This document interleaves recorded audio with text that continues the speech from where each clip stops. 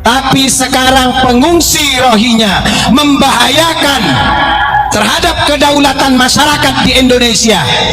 Banyak masyarakat di Aceh menolak pengungsi-pengungsi itu. Kenapa? Mereka seagama tapi tidak senasionalis dengan kita. Mereka ingin dimanja. Mereka ditampung di Bangladesh karena di Bangladesh harus kerja. Mereka memilih tinggal di Aceh karena didanai oleh kelompok-kelompok mereka yang mengkoordinir dari pengungsi-pengungsi itu, dimanjakan di Indonesia. Tujuannya nanti ingin menguasai dari sebagian tanah air Republik Indonesia. Kenapa? Mereka seagama tapi tidak senasionalis dengan kita. Mereka ingin dimanja. Mereka ditampung di Bangladesh karena di Bangladesh harus kerja.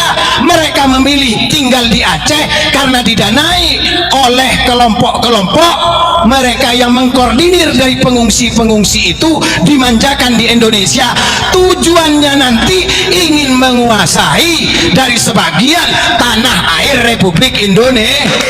Ternyata tim investigasi berhasil. Kenapa kok pengungsi Rohingya, mohon maaf, kita tidak menyindir ini saudara seiman, tidak, tapi ini adalah masalah mentalitas dan karakteristik. Gen mereka bukan gen Nusantara yang kakinya diinjak orang Jawa, kakinya diinjak masih minta maaf. Gen mereka ketika mereka diberikan makan saja tidak sesuai dengan porsi mereka, mereka protes, padahal mereka tidak kerja. Sementara pribumi yang ada di Aceh harus kerja kuli bangunan, bahkan rela memulung rosokan, memulung sampah untuk didaur ulang, dijual kembali demi sesuap nasi. Pengungsi Rohingya yang katanya kalau ditolak negara ini dipimpin oleh komunis, komando-komando yang mengaku dirinya Imam Jumbo. Kemana sekarang?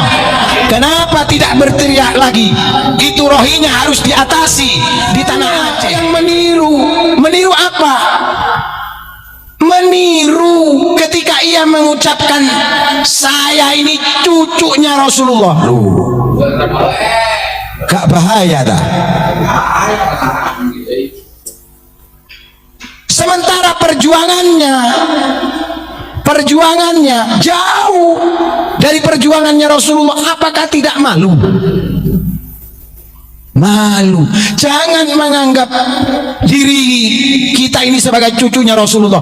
Diakui menjadi umatnya Rasulullah. Itu sudah jauh lebih hebat daripada engkau mendoktrin orang lain untuk mengakui dirimu sebagai cucu Rasulullah sallallahu alaihi wasallam. Sekarang ini lagi demam Palestina. Tidak jelek membela Palestina. Dulu sebelum Palestina bela Rohingya, orang yang terusir dari Myanmar itu, umat Islam yang terusir dari Myanmar. Ketika pemerintah mengatakan kita akan evaluasi, pemerintah memberikan aba-aba kepada umat Islam untuk tidak gegabah menerima pengungsi dari Rohingya. Semuanya teriak mengatakan pemerintah kita adalah pemerintah komunis. Tapi sekarang pengungsi Rohingya membahayakan terhadap kedaulatan masyarakat di Indonesia. Banyak masyarakat di Aceh menolak pengungsi-pengungsi itu. Kenapa? Mereka seagama tapi tidak senasionalis dengan kita. Mereka ingin dimanja. Mereka ditampung di Bangladesh karena di Bangladesh harus kerja. Mereka memilih tinggal di Aceh karena didanai oleh kelompok-kelompok mereka yang mengkoordinir dari pengungsi-pengungsi itu, dimanjakan di Indonesia. Tujuannya nanti ingin menguasai dari sebagian tanah air Republik Indonesia. Kenapa? Mereka seagama tapi tidak senasional nasionalis dengan kita. Mereka ingin dimanja, mereka ditampung di Bangladesh karena di Bangladesh harus kerja. Mereka memilih tinggal di Aceh karena didanai oleh kelompok-kelompok mereka yang mengkoordinir dari pengungsi-pengungsi itu, dimanjakan di Indonesia. Tujuannya nanti ingin menguasai dari sebagian tanah air Republik Indonesia. Ternyata tim investigasi berhasil. Kenapa kok pengungsi Rohingya, mohon maaf, kita tidak menyindir ini saudara seiman, tidak, tapi ini adalah masalah mentalitas dan karakteristik. Gen mereka bukan gen Nusantara yang kakinya diinjak orang Jawa, kakinya diinjak masih minta maaf. Gen mereka ketika mereka diberikan makan saja tidak sesuai dengan porsi mereka, mereka protes, padahal mereka tidak kerja. Sementara pribumi yang ada di Aceh harus kerja kuli bangunan, bahkan rela memulung rosokan, memulung sampah untuk didaur ulang, dijual kembali demi sesuap nasi. Pengungsi Rohingya yang katanya kalau ditolak negara ini dipimpin oleh komunis, komando-komando yang mengaku dirinya Imam Jumbo. Kemana sekarang? Kenapa tidak berteriak lagi? Itu Rohingya harus diatasi di tanah Aceh. Ketika mereka sudah berulah di negeri kita tercinta ini, kita ini memang memiliki uhwah Islamiyah, uhwah Basoriyah, dan uhwah Watoniyah. Investigasi mendapatkan satu fakta di lapangan sejarah, bahwasanya nenek moyang dari saudara kita Rohingya itu dulu ikut dengan tentara Inggris menjajah Myanmar. Loh, ternyata ini permasalahannya. Kenapa ditolak oleh Myanmar? Ulama Indonesia punya porsi kalau mau ngurusi ini. Kenapa? Karena Myanmar itu termasuk Nusantara.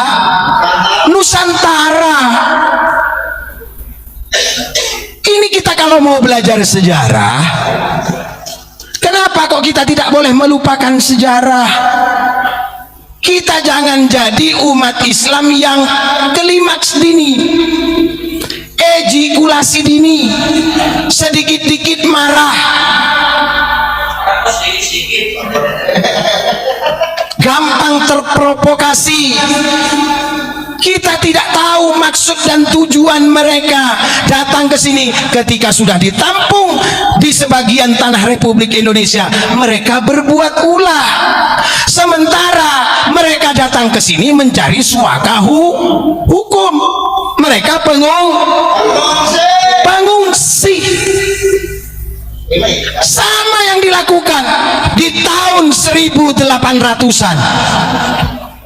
Asrafus Sani datang ke Indonesia, pengungsi, dimobilisasi oleh Inggris dan Belanda. Buka sejarah lagi. Kalau kau mengaku keturunan Nabi Muhammad, kalau siapapun yang mengaku keturunan Nabi Muhammad, mengaku cucu Nabi Muhammad pada saat ini, monggo tinggal di Madinatul Munawwarah, makam leluhurmu di sana. Jangan provokasi masyarakat Nusantara ini yang memiliki sejarah, yang memiliki filsafah.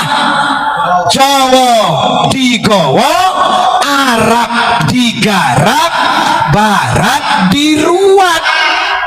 Loh, ini jangan disalahartikan.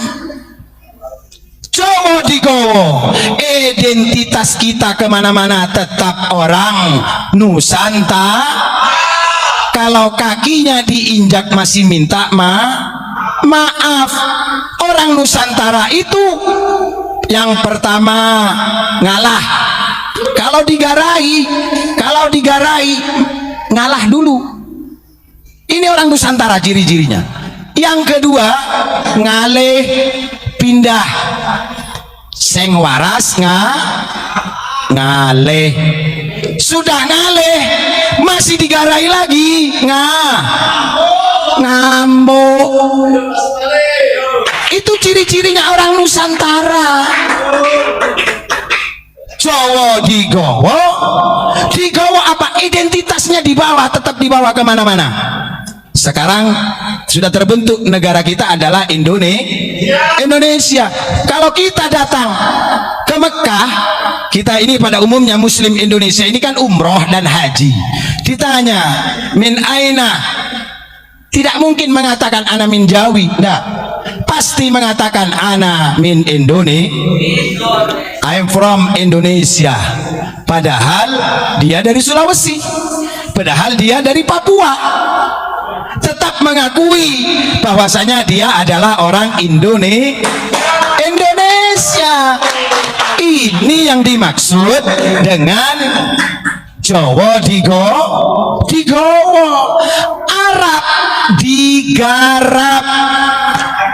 Artinya digarap bukan dipaitu, bukan dijelek-jelekkan.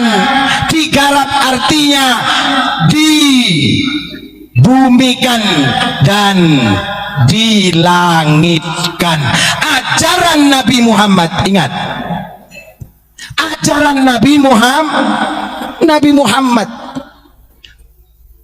Muhammad mutlak turunnya di tanah Arab, sehingga ajarannya ajaran yang notabene berbahasa Arab. Tapi tidak semua ajaran Nabi Muhammad itu berbahasa Arab. Ingat, ada bahasa selain bahasa Arab. Mana buktinya? Loh, Rasulullah pernah memerintahkan kepada Abu Dzar untuk mempelajari bahasa selain bahasa Arab, karena turunnya Al-Quran tidak semuanya berbahasa Arab. Ini biar paham, tidak semuanya berbahasa Arab. Bahkan dari min ba'dihim, para aulia Allah ini menyatakan bahwasanya ada bahasa yang nantinya akan dipertanyakan menggunakan bahasa tersebut. Bahasa Suryani, bukan bahasa Suryadi. Ini bahasa Suryani. Inilah pentingnya kita ini mengkaji dari sejarah ke sejarah.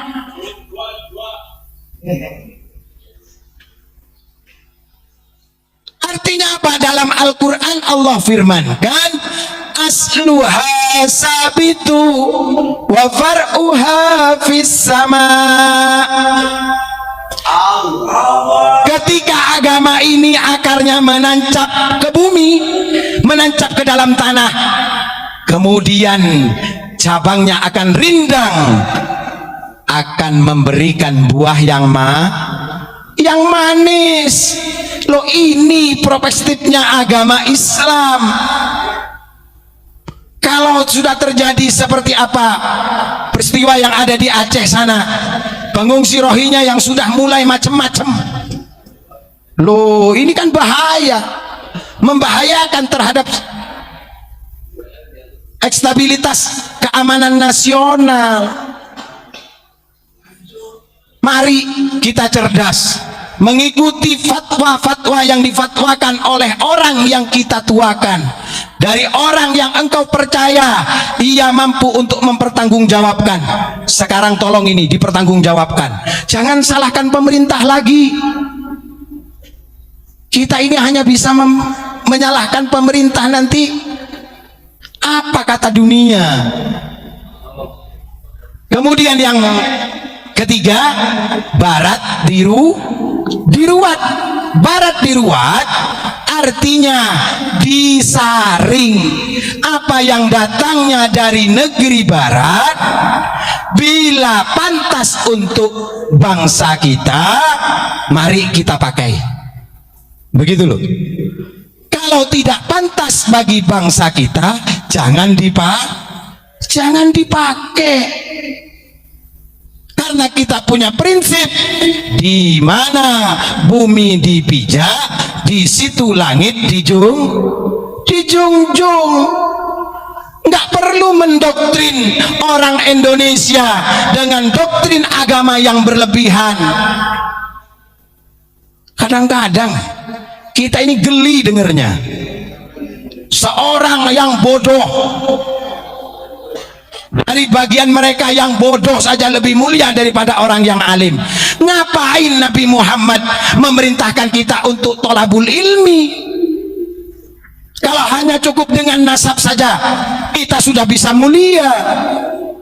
Kenapa Al-Quran menyatakan yarfa'illahu alladhina amanu?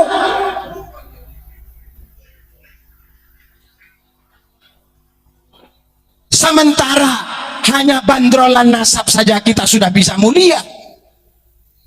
Jangan salahkan Imam Al-Ghazali ketika mengkoreksi di dalam kitab yang ditulis beliau, Ihya Ulumiddin. Ini sudah real, sudah pernah terjadi. Kalau pengungsi Rohingya diusir oleh Myanmar, tidak boleh tinggal di negara tersebut karena nenek moyangnya membela penjajah. Seharusnya nenek moyang kita, kiai-kiai terdahulu, memperlakukannya sama dengan mereka. Setuju itu? Kenapa tidak dilakukan? Karena leluhur kita, karena para ulama-ulama Nusantara memiliki filsafat Pancasila. Kalau ini dilakukan seperti yang dilakukan Myanmar, berarti kita bukan orang Indonesia yang berpancasila. Loh, bahaya ini.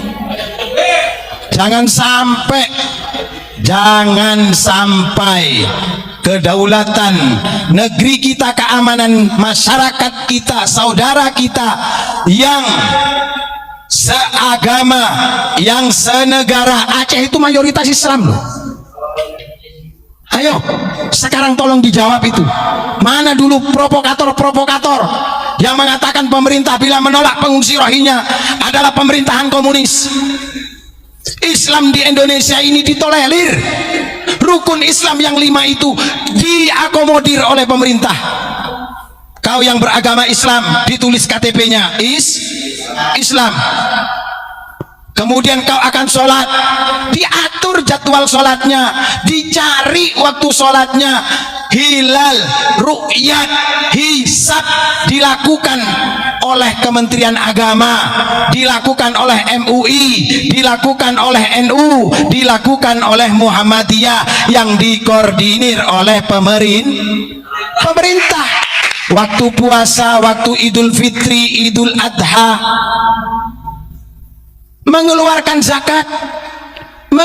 zakat dikoordinir oleh pemerintah. Adanya Basnas, Badan Amil Zakat Nasional. Bahkan sekarang ada Lajisnu, sekarang ada Lajismu dari Muhammadiyah.